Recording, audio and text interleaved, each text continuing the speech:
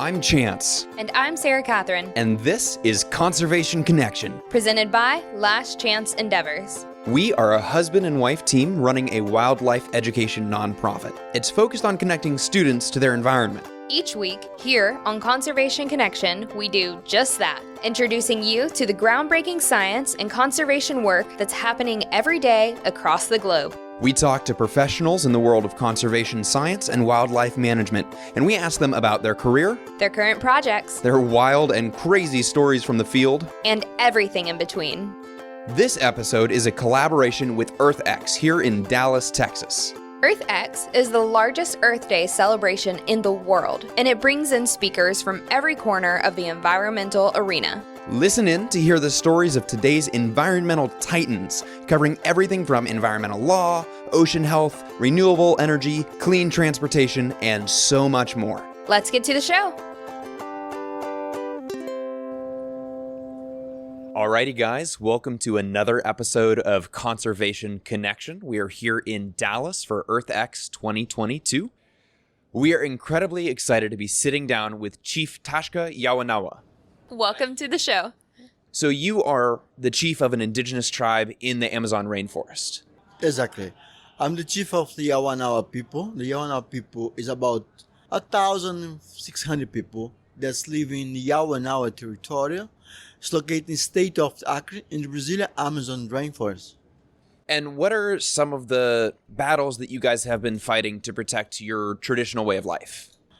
Well, today, the Yawanawa people, from immemorial time, they depend 100% to survive of the forest. We don't have a supermarket, we don't have a McDonald's, wherever, Walmart. Everything we get is from the forest. We get the food, we get the water, we get material to build the house. Everything's come from the forest. For this reason, we confront so many times with people that is trying every year more material for the forest without preserving, like logging company, mining. These guys, they just want to use one time, they never want back anymore. In Yawanawa cosmovision, you get just a piece where you need it. You don't get the whole thing. You just get a piece without cause damage, because in the future people going to need it to use it too. Like in Brazil, we have this very strange president. He's against indigenous people. He's against nature. He's against everything. And he try creating new laws allowing big companies to log in indigenous territory or mining, things like that. In case of the Yawanawa, we have this Brazilian pop star they call Ratinho. And the Ratinho, he have this land that surround us and want to explore mahogany. Surround the territory is considered the paradise of mahogany. And if actually he get the whole papers he needed to do that, but the oppression, he don't allow him to do that. Because if he do that, they going to cause a lot of damage to the forest, to the river, and for the peoples. So it's basically the issue that you rely 100%. Every need that you have is met by the forest. Exactly. And when these outside companies come in and they want to log it for short gains and to make money today or this year or in the next 2 years, it inhibits the ability of your people to continue living there because it breaks the ecosystem. It causes it to no longer be producing the things that you need just to survive, right? Which we live in a completely different system here. I grew up in a completely different system. If I needed something, I would hop in my car, I would drive down the road, and I would go buy it. And that's just simply not an option for people that are living an indigenous lifestyle today. And you guys have been kind of excluded from the conversation when it comes to making the decisions and protecting these lands at a legislative level, right? Exactly. Well, what happened today is that the majority of the Brazilian Congress is running by the agribusiness guy. For this reason, they came. And one part is about agribusiness. Another one for people from we call Bancada da Bíblia, the Christianity people. And they try control the Congress. We are the minority. For this reason, the way that we use it to make our voice to be heard, expression. Like last week, we have this big Brazilian indigenous manifestation.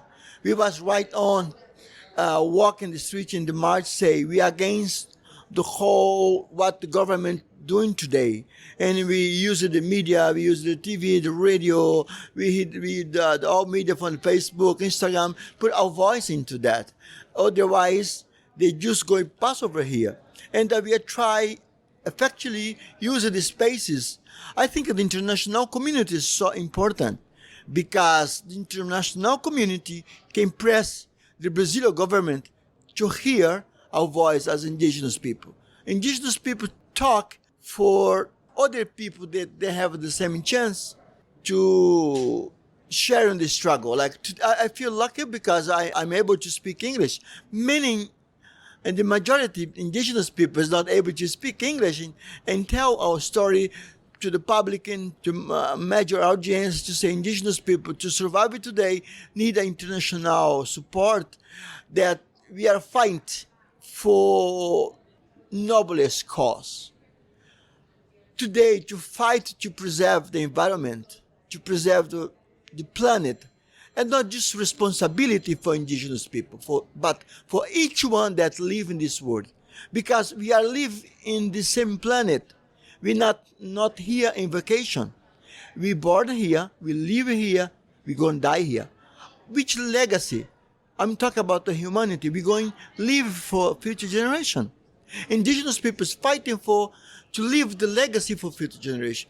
And we invite everyone to come together with us, fighting for preserve our planet.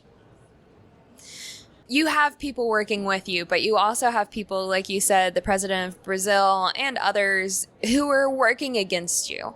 What drives you and gives you the motivation to be able to continuously go back and stand up to those people and just continue fighting? Because since we born in the middle of a struggle. In the history of colonization, people try to erase us every day, every week, every month, every year. But we survive.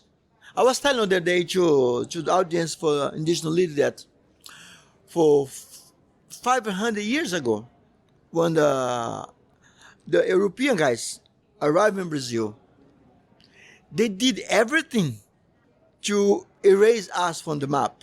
They don't did it because we resist. It's not one government of 4 years going to erase us. We're going to continue to fight. We fight because every time when we saw a star, when we saw a blue sky, when we see sun, when we wake in the morning, we renew this energy because this comes from the mother nature. This gave us the energy to sing and to fight. And that's make us strong more than yesterday. And in our cosmovision, wherever we do today, the future generation going to enjoy what we're doing today. Right. And that matters a lot to me is that I would like to live the rest of my life in a healthy environment. But more so, I want the next generation to have the same experiences that I get to have. And I want their next generation to have the same experiences that I get to have. And it's just important that we fight for the people who are unable to fight for themselves because they don't exist yet. They haven't been born yet, right? And that is worth fighting for. You're not just fighting for yourself, but you're fighting for the existence of your culture and allowing it to exist forever. For our listeners who have hopefully listened to the podcast before, they may have heard our episodes with Vance Martin from the Wild Foundation. And I know that you are close with Vance. You have worked closely together. I believe he said you were like a brother to him. So can you tell us a little bit about what it has been like for you working with Vance and the Wild Foundation? Yes, for us, since I met Vance, I think 10 years ago, I met Vance. And when we saw each other, we know we have something in common. We have the same mission together. And we share this mission, work for people and for the planet, the same work I do. I don't see people differently. It's no matter the color of our skin, our hair. We are human beings. We're living in a planet with a human being community. And since there, we are working together to protect the planet, to preserve the environment. And Vince and I work together. We did a lot of work with not just for the Yawanawa, but other people. And in case of the Yawanawa, he support us with the Yawanawa social and environmental projects. We are protecting 200,000 of the land, and with 1,600 people, preserve the language, preserve the cultural and spiritual manifestation, and that's what we're doing.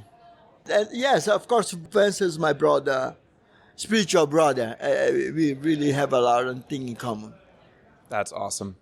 As awful as it is to think about the fact that in some form or another, people have been trying to remove you and your culture from existence for literally hundreds of years, there's something really powerful about the fact that you can look back and say, when the Europeans arrived, they tried. And they tried and they tried and they tried and they couldn't remove us. And now we're facing these new threats and they will try and they will try. But just like we persevered previously, we will continue to do so today, and we will continue to do so into the future and for future generations.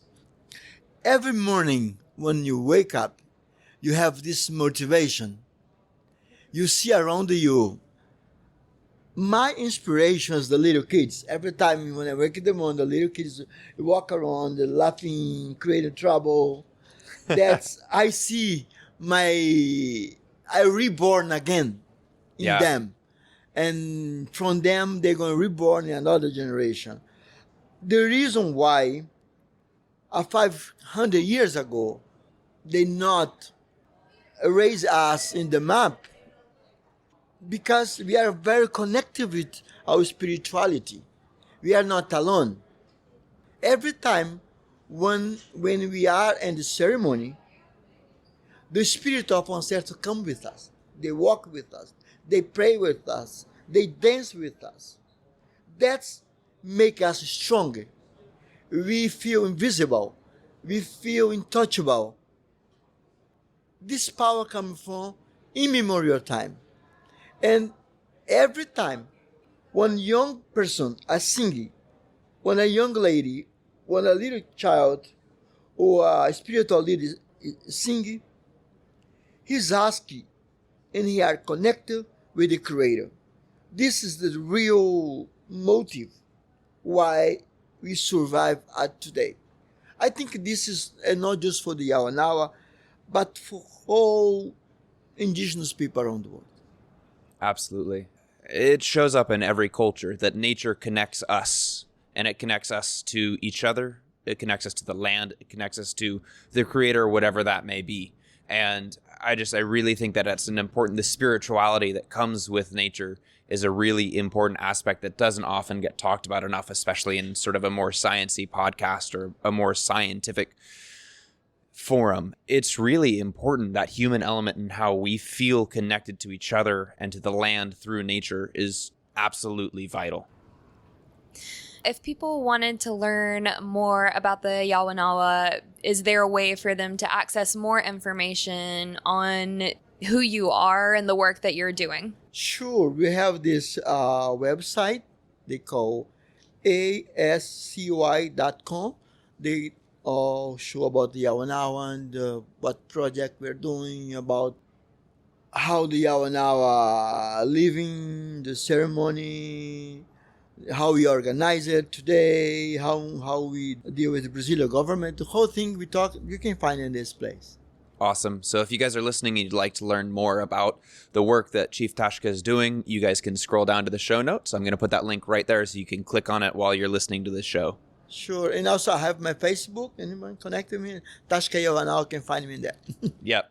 Now, this is just an audio recording, so I want to tell our listeners that while we've been sitting here, I've been sitting across from a man who is in full Indigenous headdress, his face paint. This is a man who is clearly fighting for the Indigenous people. We're going to try and get a photo online so that you guys can see this incredible man that we're sitting with. Yeah, absolutely. Once we post this episode, we'll put a picture up on our Instagram so everyone can see you and really feel the work that you're doing. Thank you so much for sitting down with us today. We really appreciate you being on the show. Thank you for giving me the opportunity. I think as the way how we spray out the work we're doing is important. People listen and come together with us. Absolutely. Yeah, thank you. Thank you. Thanks for listening to this episode of Conservation Connection. If you enjoyed our podcast, go ahead and subscribe to make sure you catch every episode that we post. We'd love to hear from you. So, if you want to reach out, go to our website, lastchanceendeavors.com/contact, and shoot us an email.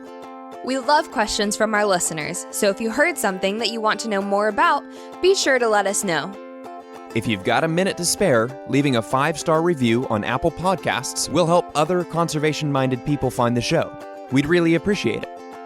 A big thanks to the people working to protect our planet, and a big thanks to you for listening. Don't forget to tune in next week.